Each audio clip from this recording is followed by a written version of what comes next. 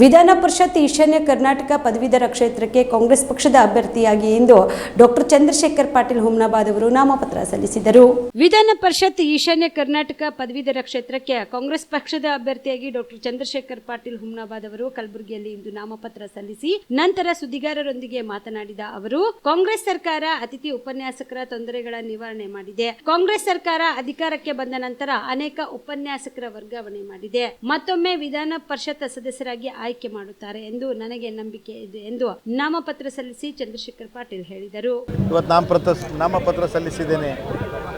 ಹಾಗಾಗಿ ಈ ಬಾರಿಯೂ ನಾನು, ಯಾಕಂದರೆ ಮುಂಚೆ ನಾನು ಗೆದ್ದಿದಾಗ ಆವಾಗ BJP ಪಕ್ಷ ಇತ್ತು ಆಡಳಿತದಲ್ಲಿ, ಇವಾಗ ಕಾಂಗ್ರೆಸ್ ಪಕ್ಷ ಆಡಳಿತದಲ್ಲಿದೆ. ಹಾಗಾಗಿ ಇದೇ ನಮ್ಮ ಕಾಂಗ್ರೆಸ್ ಪಕ್ಷ ಬಂದ ಕೂಡಲೇ 34,000 ಜನರಿಗೆ ನಮ್ಮ ಟೀಚರ್ಸಿಗೆ ವರ್ಗಾವಣೆ ಮಾಡಿ ಸಲುವಾಗಿ ಭಾಳ ಸಂತೋಷವಾಗಿದ್ದಾರೆ. ಮತ್ತು ನಮ್ದೀಗ 7th ಪೇ ಮತ್ತು OPSಲಿಂದ NPS ಇಂದ OPS ನಮ್ಮ ಮ್ಯಾನಿಫೆಸ್ಟೋಲ್ಲಿದೆ. ಹೀಗಾಗಿ ನಾವು ಮಾನ್ಯ ಮುಖ್ಯಮಂತ್ರಿ ಜೊತೆ ಉಪಮುಖ್ಯಮಂತ್ರಿ ಜೊತೆ ಮತ್ತು ನಮ್ಮ ಕಮಿಟಿ ಮಾಡಿದ್ದಾರೆ. ಹಾಗಾಗಿ ಬರುವಂಥ ದಿನದಲ್ಲಿ ಆಶ್ವಾಸನೆ ಕೊಟ್ಟಿದ್ದಾರೆ. ಹೀಗಾಗಿ ಈ ಚುನಾವಣೆಯಲ್ಲಿ ನಾನು ಸ್ಪರ್ಧೆ ಮಾಡಿ 100% ಖಚಿತವಾಗಿರ್ತೀನಿ ಅಂತೇಳಿ ವೇದಿಕೆ ಮುಖಾಂತರ ಹೇಳ್ತೀನಿ.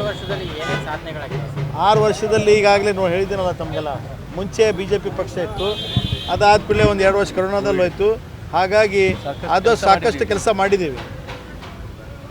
ಶಿಕ್ಷಕರ ಒಂದು ನೇಮಕಾತಿಗಳೇ ಆಗಲಿಲ್ಲ ಸರ್, ಉಪನ್ಯಾಸಕರ ನೇಮಕಾತಿಗಳೇ ಆಗಲಿಲ್ಲ.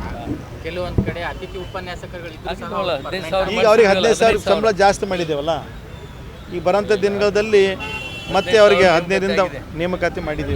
ಗೌರವಧನ 15,000 ರೂಪಾಯಿ ಜಾಸ್ತಿ ಆದರೆ ಈಗ ನೇಮಕಾತಿ ಮಾಡಲಾಗಿದೆ. ಅವರಿಗೆ ಆಲ್ರೆಡಿ ಮುಗಿಯಕ್ಕೆ ಬಂದಿದೆ. ಅಂಥವ್ರಿಗೆ 15,000 ರೂಪಾಯಿದಲ್ಲಿ ಜೀವನ ಮಾಡೋಕ್ಕಾಗುತ್ತಾ ಸರ್? ಸಾಕಷ್ಟು ಶಿಕ್ಷಕರ ಒಂದು ಬೇಡಿಕೆ ಇದೆ, ಉಪನ್ಯಾಸಕರ ಬೇಡಿಕೆ ಇದೆ.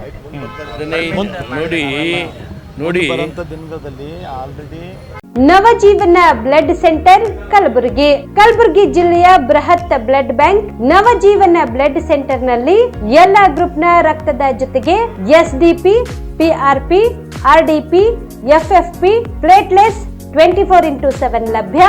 ಕಲಬುರಗಿ ಜಿಲ್ಲೆಯ ಎಲ್ಲ ಆಸ್ಪತ್ರೆಯ ಬಾಗಿಲಿಗೆ ತುರ್ತು ಸೇವೆ. ಹೆಚ್ಚಿನ ಮಾಹಿತಿಗಾಗಿ ಸಂಪರ್ಕಿಸಿ ಓಲ್ಡ್ RTO ಕಚೇರಿ, ASM ಆಸ್ಪತ್ರೆ ಹತ್ತಿರ, ಕಲಬುರಗಿ. ಮೊಬೈಲ್ ನಂಬರ್ 8147979654 ಮತ್ತು 08472240066 240066.